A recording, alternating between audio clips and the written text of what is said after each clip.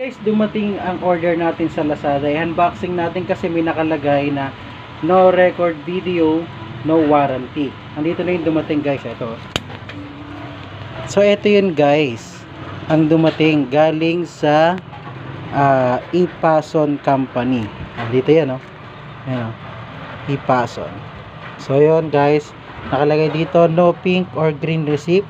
At kailangan natin siyang i-record para magkaroon siya ng warranty. In case na hindi gumagana, pwede nating ibalik. So ano nga ba yung in-order natin na to guys? Ito ay meron siyang battery. So ito ay UPS guys. Ano ba yung UPS guys? Siya ang tinatawag na UPS, siya ay yung uninterrupted power surge. So ginagamit natin to sa computer para in case na magkaroon ng brownout. So yun ang gamit niya guys kapag sa mga brownout. So guys, ito nga pala yung karugtong ng ating unboxing, no? UPS, so yung uninterrupted power surge. So yun nga ginagamit natin sa computer para in case na magkaroon ng brownout guys, masya-shutdown mo na maayos yung computer mo. Hindi agad mamamatay yung computer mo kung sakaling hindi maganda yung takbo ng kuryente sa inyo o papatay-patay, no? So yun, kasi yun ang pangunahin.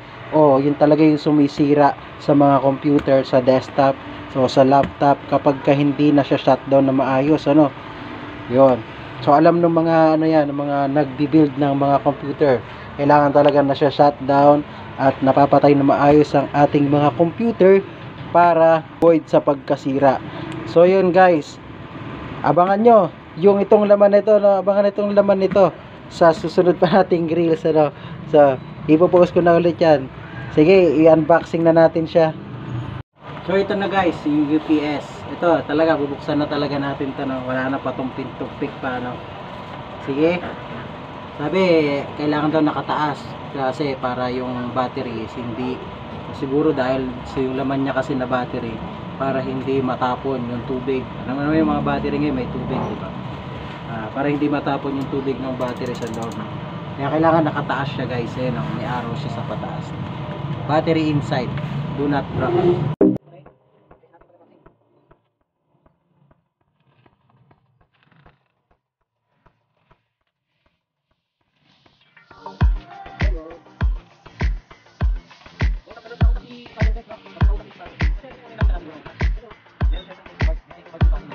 At meron siyang kulay pink na receipt, no? May resibo siya na kulay pink, guys. Ayan, no? Sabi niya dun sa may sabi niya dito sa may taas ay wala siyang pink na, meron siyang pink na resibo, no? Gusto niya talagang makita yung pag-unboxing natin.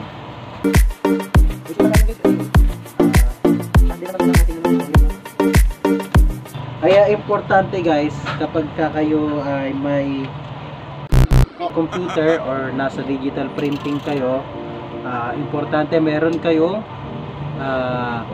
UPS sa mga computer. At kulang pa nga to guys, dapat meron pa tayong automatic voltage regulator o AVR para kapag sakaling yung power sa lugar natin ay hindi maganda. Parang hindi maganda yung nagkukulang yung power supply ng power, no? Kasi kailangan kasi mga computer natin ay sapat yung power na natatanggap niyan sa mga yung kuryente na natatanggap niyan guys, para ma-avoid sa pagkasira yung ano natin.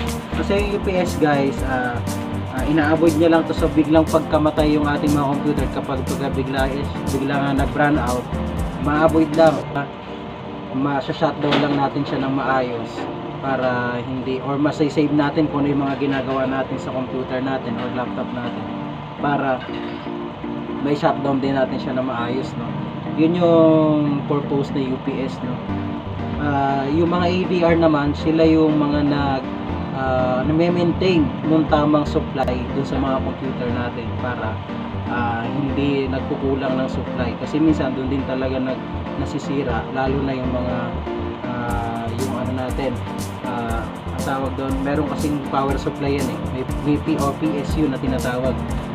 So yun na guys, papakita na natin kung ano yung laman talaga nitong ating box na in-order sa Lazada.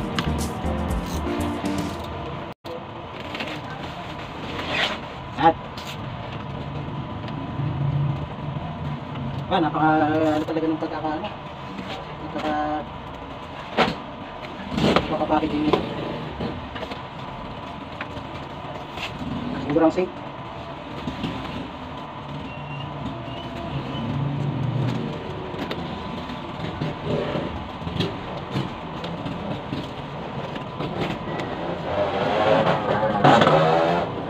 Ito. Ipilit ko.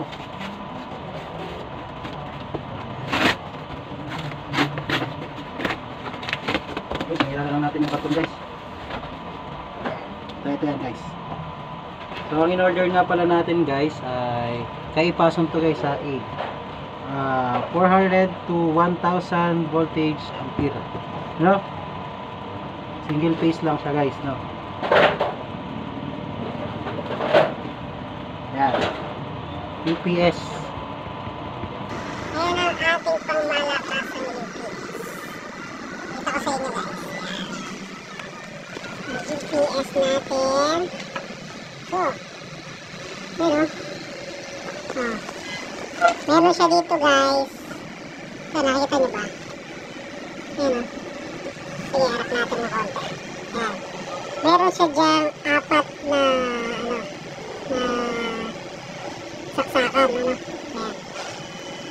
Input. So, ayan At ito yung harapan niya guys. Ito yung itsura ng harapan niya. Ayan. So, meron siyang plastic dito. Siguro tinesting na to guys bago i-ship kasi may marka dito ng yan, halatang pinindot eh. So, tinesting na to guys. Sigurado yan. Ayan umilaw siya guys, diba? Sabihin, gumagana yung battery niya. Gumagana maayos yung battery niya. So, yun. Mas maganda pag may mga ganito kayo guys na ginagamit sa inyong mga desktop computer o sa inyong mga laptop, lalo na kung meron kayong ini-edit na mahalagang bagay, no? Kapag biglang nagkaroon ng brownout, lalo na ngayon guys, syempre may mga bagyo na dumarating sa ating bansa, madalas ang pag-brownout guys, no? Yan. Kailangan natin to guys. So yun na nga guys, ikakabit na natin yung sa ating computer para hindi na namamatay bigla yung ating computer kasi matagal ko na talagang binabalak yan guys. Kasi para nga maiwasan yung ating biglang nakukurap yung computer natin kasi hindi na ayos yung pag-shutdown niya, no? Itong UPS guys,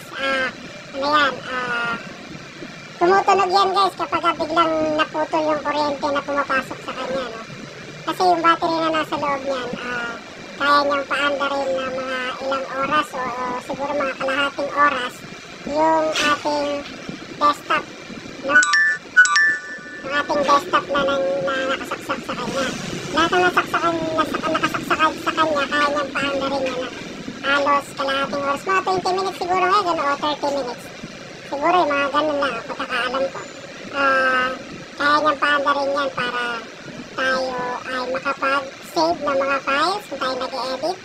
Tayo ay makapag-shutdown, masarado natin lahat ng mga website natin binuksan sa ating PC para hindi po nahihirapan yung PC natin na bigla natin sinashutdown, no? Kasi nagmamadali tayo kasi ayun nga, o kaya biglang namatay o na-brown out, no? Ayan, doon nasisira yung ating PC. Tapos biglang papasok ulit yung kuryente. Brown out, pasok yung kuryente. Doon nasisira yung ating mga desktop. Kaya napakahalaga guys na yung ating mga computer, laptop na ginagamit ay ginagamitan natin ng UPS o uninterrupted power surge. Ayan guys. So hanggang sa muli guys, hanggang dito na lang yung ating video tutorial about pa rin sa pagdi-digital printing, no. Napakahalaga kasi yung mga gamit natin, naalagaan natin para hindi tayo nagkakaproblema pagka nasa gitna tayo ng pagtatrabaho, no. Mas maganda yun guys. Sige, hanggang dito na lang guys. Bye bye.